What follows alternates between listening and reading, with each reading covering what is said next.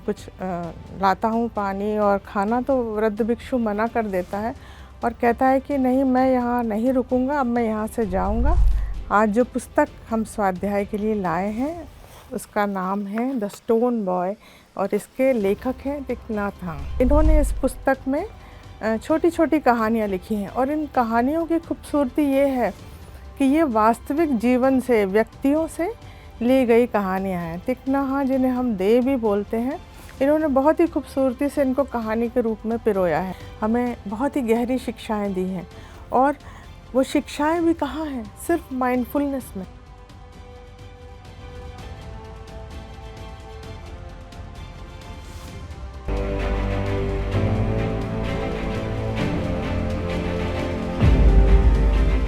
नमस्कार दोस्तों, पीएमसी हिंदी के स्वाध्याय सत्र में मैं कविता दीक्षित एक बार फिर से आपका स्वागत करती हूँ।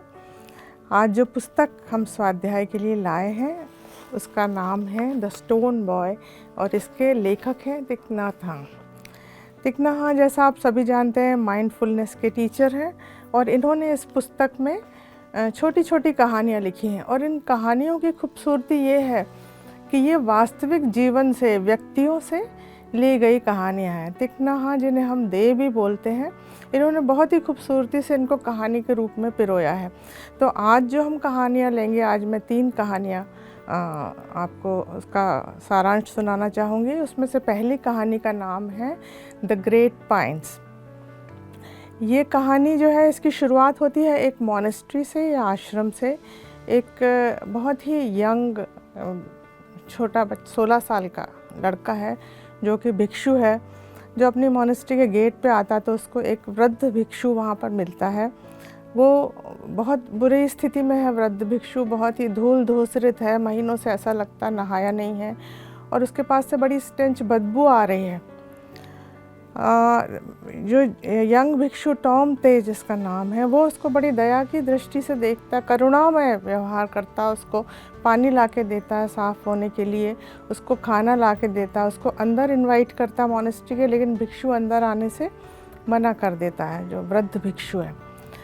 तो रात को उसको एक गद्दा भी ला के देता है जिसमें कि वो सो सकता है, उसका स्ट्रॉ का बना हुआ।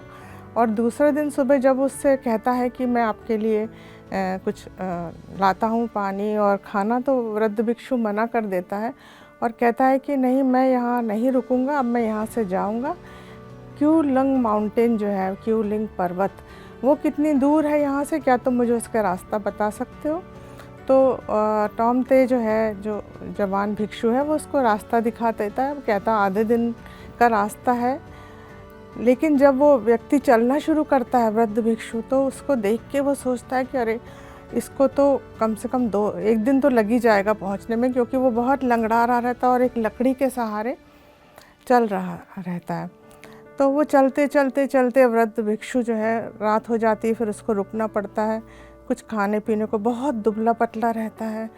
दूसरे दिन किसी तरह से रास्ता तय करते हुआ वो क्यूलंग पर्वत तक पहुँचता है। पर्वत के सामने पहुँच के वो एक पत्थर पर बैठ जाता है और बैठने के बाद उसको अपना पूरा इतिहास याद आता है। तो वो याद करता है कि वो एक बहुत ही हैंडसम भिक्षु था, बहुत ही पढ़ाई लिखाई में होशियार, और राजा जो है वो उसका जो धर्म की शिक्षा वो सुनने के लिए आए। फिर राजा ने उसको अपने राजमहल में बुलाया, राज परिषद, और जो उनकी रॉयल फैमिली थी उसको धर्म की शिक्षा देने के लिए। और राजा इतना ज़्यादा प्रभावित हो गए उसकी शिक्षाओं से, इतना ज़्यादा उसकी वाणी से, उसके व्यक्तित्व से, कि उन्होंने उसको राजगुरु का दर्जा दे दिया। और राजगुरु बन के उसकी प्रसिद्धि और भी ज़्यादा सब तरफ फैल गई। और जब वो 45 वर्ष का हुआ तो राजा ने कहा कि हमारे राजगुरु के 45वें जन्मदिन पर हम एक रिट्रीट रखेंगे, 1 महीने तक उनकी जो बौद्ध धर्म की जो शिक्षाएं हैं, धम्मपद, वो शिक्षा वो सब लोगों को सुनाएंगे। और 5000 लोगों को बुलाया गया, इनवाइट किया गया। राजा ने उनको पर्पल रोब, जो कि हाईएस्ट, उच्चतम उपाधि होती है, जो वस्त्र वो लोग पहनते हैं गुरु लोग, उससे उसको सम्मानित किया। और सारे राज परिवार के लोग और सारे लोग पूरा 29 दिन तक उनको, राजगुरु को, सुनते रहे। 30वें दिन जब राजगुरु अपने ऊंचे पेडिस्टल पर बैठे और उन्होंने देखा कि सारी प्रजा और राजा अपने परिवार सहित घुटनों के बल मेरे सामने मेरी शिक्षा ग्रहण करने के लिए बैठा है, तो एक क्षण के लिए उनके मन में बड़ा घमंड आ गया, गर्व, प्राइड से भर गए वो। और जैसे ही उनके मन में घमंड आया तो उन्होंने देखा कि स्पेस से दूर से एक रेत के कण जैसा चमकता हुआ बिंदु आया और उनकी बाईं जांघ में आके घुस गया। और उसके बाद इतना तेज़ उन्हें दर्द हुआ कि वो छटपटा के गिर पड़े। सब लोगों ने समझा कि इनको किसी जहरीले कीड़े ने काट लिया है, लेकिन वो समझ गए थे, वो जानते थे, क्योंकि उनका जो कपड़ा था वो बिल्कुल भी कहीं से भी जला या फटा नहीं था जो वो पहने हुए थे, पर्पल रोब। अब राजवैद्य तरह तरह के आए, फिजिशियंस आए, डॉक्टर्स आए और उनकी खूब सेवा करने की, उनको ठीक करने की कोशिश की गई। जिस जगह पर वो उनको आके टकराया था वहाँ पे एक बड़ा सा फोड़ा हो गया और वो फोड़ा जो है वो बढ़ता चला गया, एक उसमें से लगातार ब्लड और पस निकलता गया और वो बहुत बुरी स्थिति में आ गया और उनको बहुत दर्द रहता था हमेशा। तो करीब 1 साल तक उसको ठीक करने की कोशिश की गई। 1 साल जब हो गया तब जो बौद्ध भिक्षु थे इनको लगा, राजगुरु को, कि मैंने 1 साल में इस राष्ट्र के लिए कुछ नहीं किया, सिर्फ अपना इलाज करवा रहा हूँ। तो मन ही मन शुभित होते हुए वो रात को उन्होंने अपने कपड़े बदले और अपना साधारण एक मॉन्क का वो पहना, रोब, और राजा ने जो उनको छड़ी दी थी, स्टाफ, एक जिस पर राजा की मोहर थी, वो लेके निकल गए। और रास्ते में उनको एक बांस की वो लाठी मिल गई तो उन्होंने वो स्टाफ भी फेंक दिया और लेके चल पड़े। जब एक गांव में दूसरे दिन किसी महिला ने लाके उनको खाना दिया तो उनको लगा कि कहीं कोई मुझे पहचान न ले, तो उन्होंने क्या किया कि उठा के वो मिट्टी मलने लगे अपने चेहरे पर। तो जब मिट्टी मलने लगे तो अचानक उनको एक पुरानी अपनी यादगार याद आ गई। उसमें क्या हुआ, उस समय जब वो एक बहुत ही, राजगुरु एक बहुत यंग मॉन्क थे, तब उन्हें याद आया कि हमारे मोनेस्ट्री के दरवाजे पे एक वृद्ध भिक्षु आया जो कि ऐसी बहुत बीमार हालत में था, जिसको बहुत घाव थे, और उसको मैंने कहा कि आइए मैं आपकी सेवा करूंगा। और 2 साल तक राजगुरु ने उस वृद्ध भिक्षु की सेवा की। उस वृद्ध भिक्षु का नाम था कनिष्क, जो कि हिंदुस्तान से आया था। और कनिष्क ने 2 साल तक वहाँ पे रहे, उनके लिए उनके कपड़े धोया करते थे, उनको खाना दिया करते थे, उनके घावों को साफ़ किया करते थे। 2 साल बाद कनिष्क ने कहा कि अब मैं यहाँ से जाऊँगा। तो राजगुरु ने कहा कि क्यों जा रहे हैं आप, आपकी स्थिति अभी ठीक नहीं हुई है। तो उसने कहा मेरा काम यहाँ ख़त्म हो गया है। तो उसने कहा फिर हम कब मिलेंगे। तो कनिष्क ने कहा कि हम ज़रूर ही मिलेंगे, हमारे भाग्य में जो लिखा हम उससे भाग नहीं सकते और हमको अवश्य ही मिलना है। फिर उसने बताया कि तुम बहुत ज़्यादा उच्चतर उस पद पर जाओगे, तुम्हारा बहुत नाम होगा, तुम्हारी बहुत प्रसिद्धि होगी, लेकिन याद रखना कि जो मोक्ष का मार्ग है वो स्वतंत्रता में है। वो फेम या गेन कि आप क्या हासिल कर लो, उसमें मोक्ष का मार्ग नहीं है। और उसके बाद उन्होंने, कनिष्क ने कहा कि आज से 14-15 साल बाद तुम्हारे जीवन में एक बहुत ही कष्टकर समय आएगा, बहुत ही तुम्हें सफरिंग से गुजरना पड़ेगा। तो तब तुम याद रखना कि तुम कूलंग माउंटेन जो है वहाँ पे आना, और वहाँ पर जो है तुम्हें उन कष्ट से, अपने कष्ट से मुक्ति मिलेगी। तो उसने कहा, जो राजगुरु थे इन्होंने कहा कि ये समझ नहीं पाए एक्चुअली, तो उन्होंने कहा कि ठीक है। और उसके बाद कनिष्क जो है वो चले गए। अब राजगुरु जब वहाँ पहुँचे उस पर्वत के नीचे, फुट ऑफ द माउंटेन, तो बैठे बैठे सोच रहे थे, अंधेरा था तब भी। जैसे ही थोड़ा सा सूरज निकला तो इन्होंने सोचा कि, और तब उन्होंने कहा था कनिष्क ने कि जब तुम उस पहाड़ के नीचे पहुँचोगे तब तुम जो है वहाँ पर देखना कि ऊंचाई में तुमको 2 बहुत बड़े बड़े पाइन के पेड़ दिखाई पड़ेंगे, और उन पाइन के पेड़ की तरफ तुम आना, वहाँ तुम्हें मैं मिलूँगा।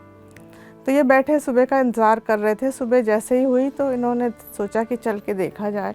तो इन्होंने लेफ़्ट साइड पहाड़ के इनको 2 बहुत बड़े बड़े पाइन के पेड़ दिखाई पड़े। तो इन्होंने उसकी तरफ चलना शुरू किया, लेकिन इतने कमज़ोर हो गए थे कि चल नहीं पा रहे थे। किसी तरह से क्रॉल करते हुए, दोनों हाथों पैर चलते हुए ये उन पेड़ों तक पहुँचे। वहाँ इन्होंने देखा कि बहुत ही खूबसूरत मंदिर बने हुए हैं, वहाँ पे एक आश्रम भी है और वहाँ पे बहुत सारे मॉन्क्स रहे हैं वहाँ पे, और बड़ी प्यारी जगह है। वहाँ इनको एक लड़का मिला, उन्होंने उससे बोला कि मैं कनिष्क से मिलना चाहता हूँ। तो उसने बोला आइए मेरे साथ। वो इनको कनिष्क के पास लेके गए। कनिष्क ने जब इनको देखा तो बड़े प्यार से इनका स्वागत किया और इनसे कहा कि बैठो, हम कुछ अच्छी चाय पीते हैं। और वो चाय पी के इनके अंदर जो सारी थकान थी, और इनको ऐसा लगा कि 15 साल से पिछले ये एक निद्रा में थे और वो निद्रा टूट गई है। फिर कनिष्क ने इनसे कहा कि जैसे एक छोटे बच्चे को साफ़ करते हैं, नहलाते हैं, गर्म पानी से इनको नहलाया, अच्छे कपड़े दिए सुगंधित पहनने के लिए। तो कनिष्क ने उनसे कहा कि यहाँ पर नीचे एक झरना है और उसका नाम है that which unties all that binds, यानी सारे बंधनों से मुक्त करने वाला झरना। तो हम वहाँ जाएंगे और उसके पानी से तुम्हारा जो ये फोड़ा हो गया है, इतना बड़ा एक घाव है, ये तुम्हारा ठीक हो जाएगा। तो सुबह मैं तुम्हें लेके चलूँगा। लेकिन 12 बजे रात के बाद इनको इतना दर्द होने लगा राजगुरु को कि इन्होंने सोचा कि सुबह तक का इंतज़ार क्यों किया जाए, मैं अभी चला जाता हूँ। तो ये बड़ी मुश्किल से उठे और चल के, क्योंकि इन्हें याद आया कि एक झरना तो वहाँ पर था, तो चल के धीरे धीरे ये झरने तक पहुँचे। झरने के पास पहुंचकर तो जैसे ही उन्होंने पानी डाला अपनी जांघ के ऊपर, अपने फोड़े के ऊपर, तो उनको बहुत तेज़ दर्द हुआ और वे एकदम तिलमिलाकर गिर पड़े। और उनका फोड़ा, जिसमें कि पहले एक चेहरा दिखाई देता था, 2 आँखें और नाक और एक मुंह, गुस्से में, वो एकदम से उसमें उनको बाल और दाढ़ी भी दिखाई पड़े। और उस चेहरे ने बहुत गुस्से में बोला, क्या तुमने वेस्टर्न बुक ऑफ हैंड पढ़ी है? तो इन्होंने कहा कि हाँ पढ़ी है। तो उसने कहा उसमें 2 कैरेक्टर थे, वीन एन और ट्रीपो। तो क्या तुम्हें याद है कि किस तरह से ट्रीपो को वीन हैन ने धोखा देके और सरे बाज़ार कितना दर्दनाक मृत्यु दिलवाई थी, जिससे कि उनको तलवार से मारा गया था, चॉप किया गया था? तो इन्होंने कहा याद है। तो उसने बोला कि मैं ही हूँ वो ट्रीपो और तुम हो वो वीन हैन, और मैं पता नहीं कितने जन्मों से इंतज़ार में हूँ कि कब मैं तुमसे इसका मैं बदला लूँगा। मैं जल रहा हूँ अंदर ही अंदर, 10 जन्मों से मैं इंतज़ार कर रहा था कि मैं तुमसे बदला लूँगा। और हर जन्म में तुम इतने नोबल थे और इतना धर्म के साथ थे कि मैं कुछ भी तुम्हारा बिगाड़ नहीं पाया। लेकिन इस जन्म में जैसे ही तुम्हारे अंदर गर्व आया, घमंड आया, अपने 1 सेकंड के लिए ही भले वो आया हो, तो मुझे मौका मिल गया और मैं तुम्हारे शरीर पर फोड़ा बन के आ गया तुम्हें कष्ट देने के लिए। अब राजगुरु जो है वो हतप्रभ रह गए, कुछ भी बोल नहीं पाए। तब फिर उस चेहरे ने फिर कहा कि लेकिन अब कोई चिंता की बात नहीं है, 10 जन्मों तक मैं इस बदले की आग में जलता रहा और मैंने कितना नहीं कष्ट सहा। जैसे कि एक अंधेरे गड्ढे में, गर्त में मैं पड़ा हुआ था इतने लंबे समय तक, सिर्फ इसलिए क्योंकि मेरे अंदर नफ़रत थी, हेट्रेड थी। लेकिन ये जो रिवर्ड जो संत हैं कनिष्क, इन्होंने तुम्हें भी मुक्त कर दिया और मुझे भी मुक्त कर दिया। ये पानी जो कि सबको मुक्त करता है, जो इसका नाम है झरने का, इसके द्वारा हम दोनों मुक्त हो गए और अब हम अपने अपने कर्म बंधनों से मुक्त हैं। अब हमारा जो कार्मिक डेट था वो ख़त्म हो चुका है। इसलिए तुम जल्दी से इस पानी को अपने फोड़े पर डालो और मुक्त कर दो हम दोनों को। तो राजगुरु ने फिर थोड़ा सा पानी और उठा के डाला और जैसे ही उन्होंने डाला तो इतना तेज़ उनको दर्द हुआ कि वो अपना होश खो बैठे।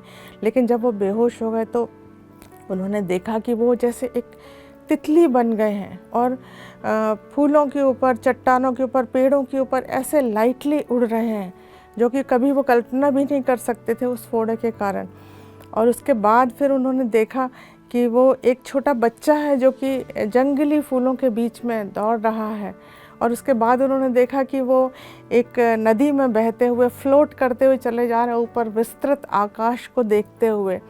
और इस तरह से मुक्त हो गए वो। और मुक्त होने के बाद उनको होश आया। जब उनको होश आया तो उन्होंने सोचा कि अब उठ के देखा उन्होंने तो उनका फोड़ा जो है वो काफ़ी कुछ सूख चुका था और दर्द भी काफ़ी कुछ कम हो चुका था। तो उन्होंने सोचा कि अब कनिष्क को जाके धन्यवाद देना चाहिए। तो वो उठे और जाके जब चलने लगे ऊपर की तरफ, पहाड़ की तरफ, तो देखा वहाँ तो कोई रास्ता ही नहीं था, ना ही वो पाइन के पेड़ थे और ना ही कहीं कोई अट्टालिकाएँ थी, ना कोई मंदिर थे, ना कोई घर थे, ना ही कोई भिक्षु थे, कुछ भी नहीं था। तो उनको समझ में आ गया कि अब ये कार्मिक साइकिल पूरा हो चुका है और अब करने को कुछ भी नहीं है। तो ये स्टोरी यहीं ख़त्म होती है। लेकिन जो शुरू में हमने जिस लड़के के बारे में बात की थी, टैम थे, जिसने कि राजगुरु की सेवा की थी एक दिन के लिए, वो नेक्स्ट स्टोरी उसकी होती है कि वो एक क्यूलिंग माउंटेन में उसको पता चलता है कि एक बहुत सुंदर रिट्रीट बनी हुई है, एक आश्रम बना हुआ है। तो वो अपने मोनेस्ट्री का हेड हो चुका है तब तक, और वो कहता है अपने शिष्यों से कि चलो हम देख के आते हैं, हमारे से सिर्फ आधा दिन की दूरी पर ही है वो। तो वो सब मिलके यहाँ आते हैं और यहाँ के जो एबोट हैं, जो अधिकारी हैं, जो गुरु हैं यहाँ के, उनसे मिलते हैं और पूछते हैं कि ये जो है इसकी स्थापना किसने की है। तो वो बताते हैं कि इनकी जिन्होंने भी स्थापना की है वो उनका नाम किसी को भी नहीं मालूम, वो किसी को बताने नहीं देते हैं। वो उनको अंदर लेके जाते हैं अपने साथ और अपने आश्रम में लेके जाते हैं और वहाँ पे एक पुस्तक रखी होती है बहुत सुंदर, जिसमें कि कैलीग्राफी जो कि उससे की जाती है, ब्रश से लिखा जाता है, पेन इंक से और ब्रश से, वो कैलीग्राफी वाली पुस्तक रहती है। और उस पुस्तक का नाम रहता है the water of compassion that washes away all wrong doings, यानी करुणामय पानी जो आपके सारी गलतियों को, सारे दुष्कर्मों को धो देता है। तो ये उस पुस्तक का नाम रहता है। वो पूछते हैं तो कि ये बड़ा सुंदर अक्षरों में लिखा है। तो वो जो वहाँ का मॉन्क रहते हैं, जो गुरु रहते हैं, वो कहते हैं कि मेरे गुरु मेरी कैलीग्राफी की बहुत तारीफ़ करते थे, लेकिन मैं सच्चाई बात यह है कि जब वो लिखते थे तो वो ऐसा होता था जैसे कि वर्क ऑफ गॉड, जैसे ईश्वर ने स्वयं ईश्वर की कृति हो। तो वो पूछते हैं कि आपके गुरु कहाँ से थे, कौन थे। तो ये कुछ वो कहता है कि मैं नहीं बता सकता, ना ही इस पुस्तक पर उनका नाम मैं लिख सकता हूँ, क्योंकि उन्होंने कहा है कि कहीं भी उनका नाम नहीं लिखा जाएगा।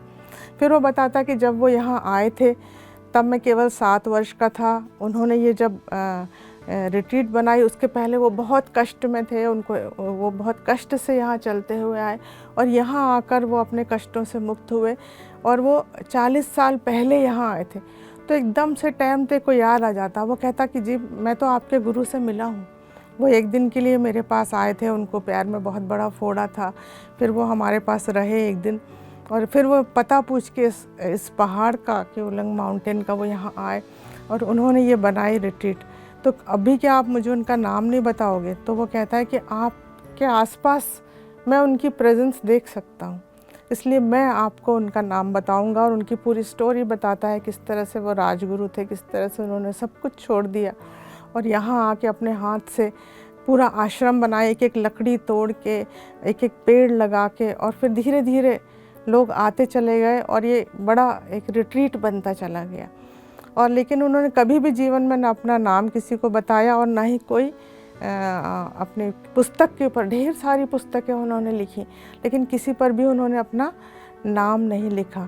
तो रात को जब वो सो रहा होता है टाइम थे, तो वो सोचता है कि 40 साल से मैं क्या कर रहा हूँ, मैं अपने मोनेस्ट्री में रहता हूँ गुरु बन के, तो मैंने क्या किया। और फिर वो सोचता सोचता झरने का पानी जो बह रहा रहता है, उसको आवाज़ सुनते सुनते अचानक वो नींद में जाने लगता है और उसको 2 बड़े बड़े पाइन ट्रीज दिखने लगते हैं।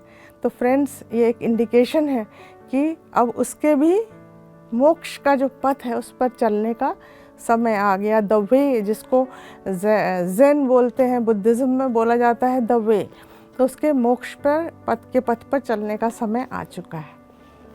ये स्टोरी जो है ये 1978 में दे ने लिखी और ये टैंग डायनेस्टी में के जो राजा थे उनके एक एडवाइज़र थे जो कि बुद्धिस्ट, चाइनीज़ बुद्धिस्ट मॉन्क थे। और उनके साथ भी सेम ऐसा ही हुआ था कि अचानक उनको एक बीमारी ने घेर लिया था और फिर उन्होंने इस पुस्तक को लिखा था, जिस पुस्तक का नाम है the water of compassion that washes away all wrong doings. और ये इस पुस्तक का जो टेक्स्ट है, जो जिसके बारे में इस पुस्तक में लिखा गया है, वो है बिगिनिंग अन्यू, यानी कि एक नई शुरुआत। और ये पुस्तक बहुत सारे टेम्पल्स में, मोनेस्ट्रीज़ में आज भी पढ़ाई जाती है उनके शिष्यों को। तो फ्रेंड्स, ये खूबसूरत कहानी जो है ये एक वास्तविक घटना से ली गई है और बहुत ही इसमें जो लेसन्स हैं कि किस तरह से कर्म के बंधन, किस तरह से हमारे खुद के जो कहना चाहिए मद है, हमारा घमंड है, हमारा गर्व है, वो हमें किस गर्त में ले जा सकता है, उसको ये दर्शाती है। तो फ्रेंड्स, ये थी पहली कहानी। अगली 2 कहानियों के लिए हम फिर से मिलेंगे। मीनवाइल बने रहिए PMC हिंदी के साथ ऐसी ही रोचक जानकारियों के लिए और शिक्षाप्रद कहानियों के लिए। Thank you so much. नमस्कार। आपका दिन शुभ हो।